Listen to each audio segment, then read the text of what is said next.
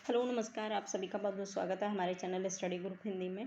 तो जैसा कि हमारे चैनल के माध्यम से टेट, सुपर टेट और TGT, PGT, net, JRF, GIC आदि एग्ज़ाम की तैयारी कराई जाती है। और जो लोग चैनल पर नए हैं वो चैनल को सब्सक्राइब ज़रूर कर लें। वीडियो अच्छा लगे तो लाइक शेयर ज़रूर करें। ठीक है, आज मैं इसमें प्रैक्टिस सेट करवाने वाली हूँ। पिछली वीडियो में हमने आदिकाल और भक्तिकाल को समझाया था कुछ पॉइंटों के माध्यम से। अगर किसी को डाउट होता है तो प्लीज़ कमेंट करके हमें ज़रूर बता सकते हैं, और अगर हमसे कोई पॉइंट छूटता है तो भी हमें कमेंट करके बता सकते हैं। मैं उसे नेक्स्ट वीडियो में मेंशन पूरी कोशिश करूँगी उसे मेंशन करने की। ठीक है, तो चलिए देखते हैं। यहाँ तक हमने 15 पिछले वीडियो में हमने 15 क्वेश्चनों को करा दिया था, सॉल्व करा दिए थे। आज मैं 16 क्वेश्चन से आगे के प्रश्नों को सॉल्व करेंगे। ठीक है, तो पहला प्रश्न है, निम्नलिखित में से विदेशी परिवेश पर निर्धारित कौन से उपन्यास नहीं हैं। ठीक है, बहुत ही महत्वपूर्ण प्रश्न है। ठीक है, हमें बताना है कि विदेशी परिवेश पर जो लिखा हुआ उपन्यास है वो कौन कौन सा है। ऑप्शन है परसिस्ट, चक्रव्यूह, वेदिन और बेसफर के साथी। ठीक है, तो आंसर हमारा हो जाएगा ए और वी। ये दोनों ही विदेशी परिवेश पर निर्धारित जो लिखे हुए उपन्यास हैं। ठीक है, चक्रव्यूह और परसिस्ट याद आप सभी लोग रखना। ठीक है, इसके बाद नेक्स्ट दूसरा प्रश्न है हमारा प्रश्न नंबर 17। ठीक है, प्रश्न बहुत ही एकदम एग्ज़ाम के पैटर्न के हिसाब से महत्वपूर्ण है, जो आजकल के एग्ज़ाम में होते हैं, नेट में जो आते हैं प्रश्न एकदम छांट कर इनको कलेक्ट किया गया है बहुत मेहनत से। तो प्रश्नों को आप जो प्रश्न आपको नया लगता है उसे नोट बुक में ज़रूर नोट करें। ठीक है, और अपने साथ में नोट्स ज़रूर बनाएं। सबसे मेरी प्रार्थना है कि आप लोग साथ में नोट्स ज़रूर बनाते चलें। ठीक है, तो दूसरा प्रश्न है, सर्व सुख नामक अग्रवाल बनिया की कथा किस उपन्यास में उल्लेखित है। ठीक है, और ये भी बताना है कि किसकी ये है। तो ऑप्शन देख लेते हैं हम लोग। देवरानी जेठानी की कहानी, बामा, शिक्षक, भाग्यवती और निशाय हिंदू। तो आंसर हमारा हो जाएगा ए, सही है। देवरानी जेठानी जो लिखी गई है कहानी, इसी में सर्व सुख नामक अग्रवाल बनिया की कथा को उल्लेखित किया गया है। ठीक है, इसके बाद नेक्स्ट दूसरा प्रश्न है,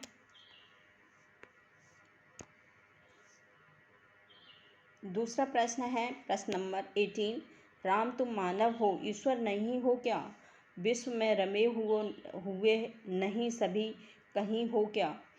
तब मैं निरीश्वर ही ईश्वर क्षमा करे, तुम न रमो तो मन तुम्हें रमा करे। ठीक है, ये बताना है कि ये पंक्तियाँ किसकी हैं और कहाँ से ली गई हैं। तो पूरा प्रश्न पढ़ेंगे। आधुनिक दृष्टिकोण से प्रेरित मैथिली शरणगुप्त ने राम के विषय में यह काव्योक्ति किस काव्य संग्रह में लिखित की है। यानी कि ये तो हमें पता चल गया कि ये मैथिली शरणगुप्त के द्वारा लिखी हुई हैं। ठीक है, तो इनकी कुछ रचनाएं हैं। पहली है पंचवटी, साकेत, नहुस, विष्णुप्रिया। ठीक है, तो आंसर हो जाएगा हमारा साकेत में ही इन्होंने ये पंक्तियों को लिखा है। पंक्ति एक बार दोबारा से फिर से देख लें।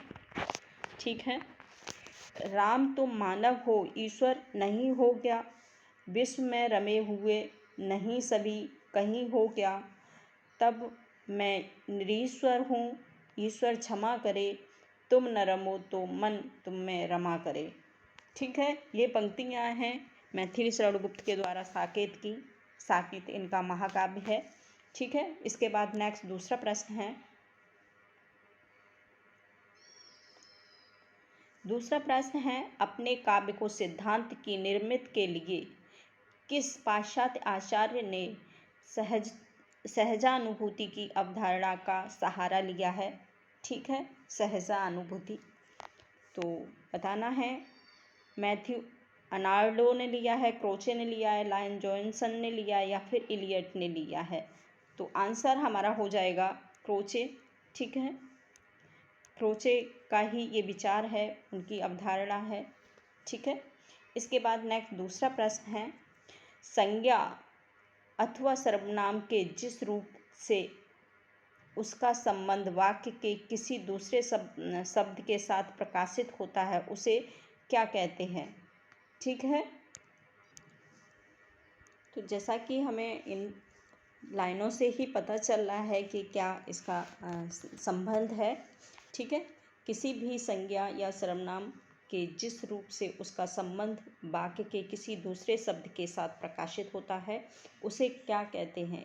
यानी कि कोई ही शब्द किसी दूसरे शब्द से मिलता है या उससे ही अपने वो शब्द पूर्ण होता है, तो उस शब्द को जो दूसरे शब्द मिले हैं उसमें उसे उस क्या कहेंगे। तो विकृत अव्यय कहेंगे, शब्द सूचक कहेंगे, या फिर कारक कहेंगे, या क्रिया विशेषण कहेंगे। तो आंसर हो जाएगा इसका 2 सही। ठीक है। संबंध सूचक इसे कहेंगे क्योंकि एक शब्द दूसरे शब्द से जब जुड़ता है उस तो एक संबंध स्थापित करता है उसमें। ठीक है। इसके साथ नेक्स्ट दूसरा प्रश्न है, इड़ा श्रद्धा और इड़ा से संबंधित मुक्त बोध के सही कथन कौन से हैं। ठीक है। तो मुक्त बोध के द्वारा जो कथन दिए हुए हैं वो हमें बताने हैं कि उनने कौन से कथन दिए हैं श्रद्धा और इड़ा को लिए। ठीक है। इड़ा का व्यक्तित्व सामाजिक सार्वजनिक महत्व से व्यस्त है। दूसरा है, श्रद्धा के पास कोई अपना सार्वजनिक जीवन नहीं है। इड़ा बुद्धिमान प्रतीक है, बुद्धिवादी प्रतीक है। और लास्ट है जो ऑप्शन वो है, श्रद्धा में आत्मबद्ध भावुकता का भाव है। तो आंसर हमारा हो जाएगा, तो आंसर हो जाएगा इसका सी और डी दोनों ही। ठीक है। क्योंकि इड़ा एक बुद्धिवादी बुद्धि का प्रतीक माना है। ठीक है। और दूसरा है श्रद्धा में आत्मबद्ध भावुकता का अभाव है। ठीक है। तो इसमें इन्होंने आत्मबद्ध भावुकता का अभाव जो बोला है, तो आंसर हमारा सी और डी सही हो जाएगा। इसके बाद प्रश्न बनता है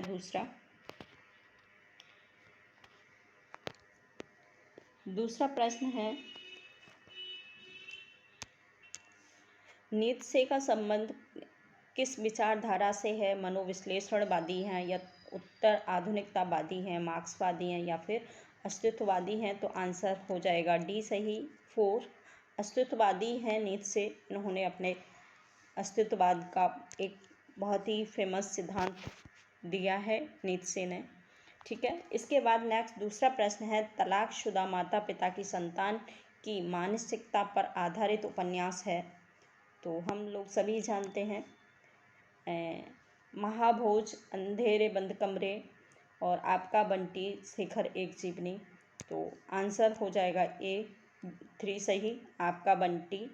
ये मन्नू भंडारी के द्वारा लिखा हुआ एक फेमस उपन्यास है जिसमें तलाकशुदा माता पिता की संतान जो होती है उसकी मानसिक स्थिति को इसमें बताया है। इसके बाद नेक्स्ट दूसरा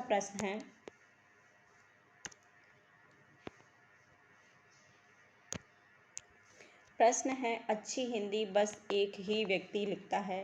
ये कथन हमको बताना है किसका है और किसके विषय में है। तो यह कथन किस आलोचक ने किसके बारे में कहा है। ठीक है। तो ऑप्शन है, हजारी प्रसाद हैं। हजारी प्रसाद ने निराला के बारे में कहा है, महावीर प्रसाद ने बाल मुकुंद के बारे में बोला है, या फिर रामचंद्र शुक्ल ने जयशंकर प्रसाद के बारे में, नंद दुलारे वाजपेयी ने महावीर प्रसाद के विषय में बोला है। तो आंसर हमारा हो जाएगा 2 सही। महावीर प्रसाद की ये पंक्तियां हैं, इन्होंने बाल मुकुंद के विषय में कहा है क्योंकि बाल मुकुंद ने बहुत सारे हिंदी साहित्य मानक हिंदी में इन्होंने अपना बहुत विशेष योगदान दिया है। ठीक है। इसके साथ ही नेक्स्ट दूसरा प्रश्न है, द्विवेदी युगीन कविता की मुख्य विशेषताएं हैं। तो समाज सुधार है, गीत काव्य की प्रचुरता है, सुसंतावाद है, इतिवृत्तात्मकता है। तो ऑप्शन है समाज सुधारक। ठीक है। गीत काव्य की प्रचुरता है और सुसंतावाद है, साथ ही इतिवृत्तात्मकता है। तो आंसर हमारा हो जाएगा ए सही। समाज सुधार और इतिवृत्तात्मकता ही द्विवेदी युग की प्रमुख विशेषताओं में मानी जाती है। इतिवृत्तात्मकता तो इनकी हर एक रचना पर देखने को मिलती है द्विवेदी युग में। ठीक है, इसके साथ नेक्स्ट दूसरा, फोर्ट विलियम कॉलेज में हिंदुस्तानी यानी कि हिंदी के प्रथम प्रोफेसर कौन थे? तो गिलक्रिस्ट थे, विलियम जोन्स थे, पिनकार्ट थे या फिर ग्रेशन थे। तो जैसा कि हमने पढ़ा है, तो फोर्ट विलियम कॉलेज में सर्वप्रथम हिंदी का जो प्रोफेसर बनकर आया था वो गिलक्रिस्ट बन के आया था। ठीक है, गिलक्रिस्ट ही हैं हमारे हिंदी के सर्वप्रथम प्रोफेसर। ठीक है, फोर्ट विलियम कॉलेज के। इसके बाद नेक्स्ट दूसरा प्रश्न है, ना साख हिंदी ना साख उर्दू, जवान गोया मिली जुली हो। उपयुक्त कथन किसका है? बहुत ही फेमस ये कथन है, बहुत ही इम्पोर्टेंट है, आप लोग इसको अपने नोटबुक में ज़रूर नोट करें। ठीक है, इसको ज़रूर नोट करें, ना साख हिंदी ना साख उर्दू, जवान गोया मिली जुली। ठीक है, तो कथन है ये शिव प्रसाद सितार हिंद का, भारतेंदु का, राजा लक्ष्मण सिंह का या फिर ग्रेशन का। तो आंसर हो जाएगा ए सही। शिव प्रसाद सिंह के द्वारा ही ये कथन बोला गया है, ना साख हिंदी ना साख उर्दू। ठीक है, इसके बाद नेक्स्ट दूसरा प्रश्न है, रचना काल के अनुसार निम्नलिखित कवियों का सही क्रम बताना है कि सबसे पहले कौन सा कवि, उसके बाद कौन सा, उसके बाद कौन सा। ठीक है, सही क्रम में लगाना है। ठीक है, तो ऑप्शन है सरहप्पा, पुष्पदंत और अब्दुल रहमान और लोईपा। ठीक है, इसी प्रकार से ये भी है दूसरा ऑप्शन, लोईपा, सरहप्पा, अब्दुल रहमान और पुष्पदंत, सरहप्पा, लोईपा और अब्दुल रहमान। तो आंसर हमारा डी सही हो जाएगा। सबसे पहले सरहप्पा माने जाते हैं हिंदी साहित्य के प्रथम कवि के रूप में। ठीक है, और जो लोईपा हैं ये भी नाथ हैं, सरहप्पा भी नाथ हैं। नाथों का एक कोड था जो अपने नाम के पीछे पा वर्ड को लगाते थे।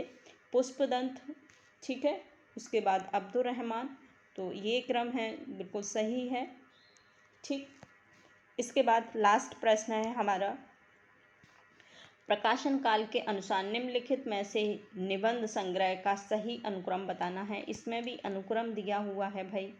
ठीक है, तो पहला है सिरीप की यादें आई और अर्धनारीश्वर, अशोक के फूल, श्रृंखला की कड़ियाँ। इसके बाद दूसरा है सिरीप की याद आई, अशोक के फूल, श्रृंखला की कड़ियाँ और अर्धनारीश्वर। दूसरा है श्रृंखला की कड़ियाँ और अशोक के फूल, अर्धनारीश्वर, सिरीप की याद आई। तो आंसर हमारा थर्ड सही हो जाएगा। श्रृंखला की कड़ियाँ महादेवी की रचना है। ठीक है, श्रृंखला की कड़ियाँ जो रचना है वो महादेवी की है। महादेवी की, अशोक के फूल हजारी प्रसाद की है। ठीक है, और अर्धनारीश्वर दिनकर की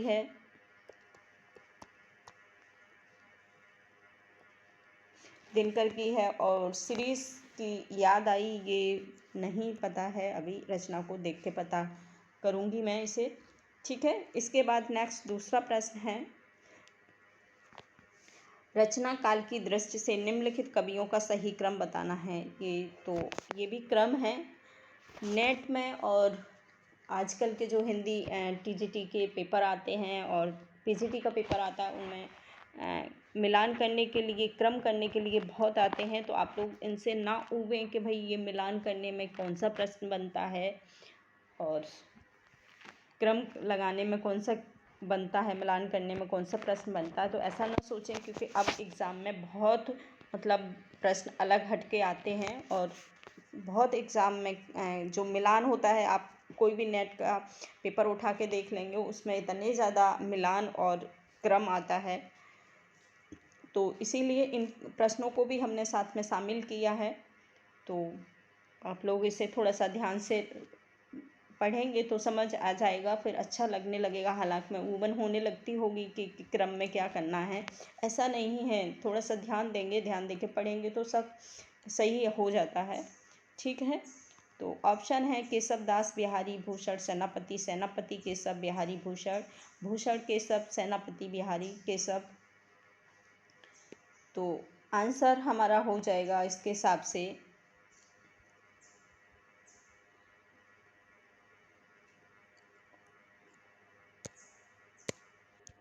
ऑप्शन हमारा सही हो जाएगा, ए सही है। ठीक है, ए। केशव दास का जो जन्म काल है वो है 1561। ठीक है, 1561। बिहारी का है 1595, 95। ठीक है, भूषण का है 1611। ठीक है, 1611। इसके बाद आते हैं हमारे सेनापति। तो इस प्रकार से क्रम हमारा ए सही हो जाएगा। ठीक है, तो आज इतना ही। नेक्स्ट वीडियो में देखेंगे, उसमें हम नेक्स्ट वीडियो में हम जो अब करवाने वाले हैं वो करवाएंगे भक्ति काल का जो शाखा है उसका वर्गीकरण है, उसके बारे में समझाएंगे नेक्स्ट टाइम में। तो आज इतना ही। तो थैंक यू।